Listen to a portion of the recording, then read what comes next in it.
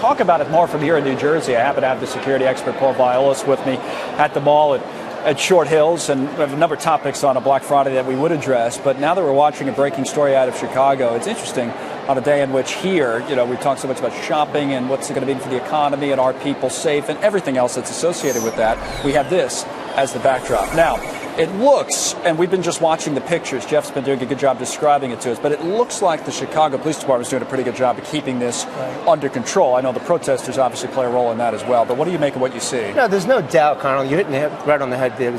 Chicago PD is doing an exceptional job with respect to balancing the ability for the community to protest peacefully and to communicate and allow them their constitutional rights. But by the same token, keeping order and putting a line in the sand as to what's being acceptable and unacceptable behavior. Because even here in our area, after what happened in Staten Island in the Eric Garner case, there was criticism that the mayor, at first at least, allowed the protesters too much leeway. So there is kind of that fine line. No, there is. And I think it's a great example because what Mayor de Blasio did, in my opinion, was absolutely wrong. The way that he took care of that and the way that he managed it was far to one side. What Chicago is doing is managing it as a police department should.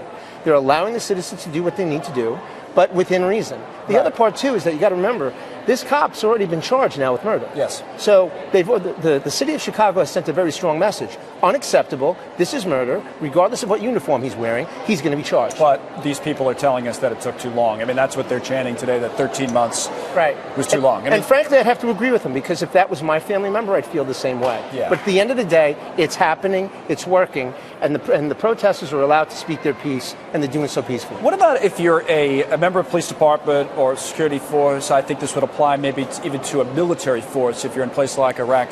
What if the people, maybe not you personally, but if the people that are in the streets don't like your organization, in other words, they have a beef with you, they have a problem with the police department itself, that's going to be extraordinarily difficult for an individual police officer to handle that. There's no question about it.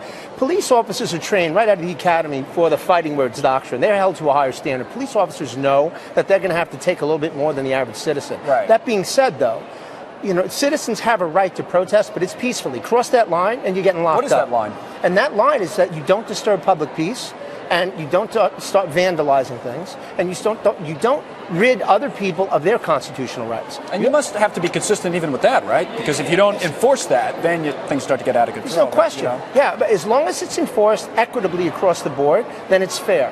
But protesters still have to know that it's got to be peaceful or you're going to get locked up. And I think it is important to point out what we've seen in Chicago, not only today, but the last few days largely has been peaceful. Paul, no thanks. question. Good to see you. Always. Enjoy the holidays. Paul Viollis with us today.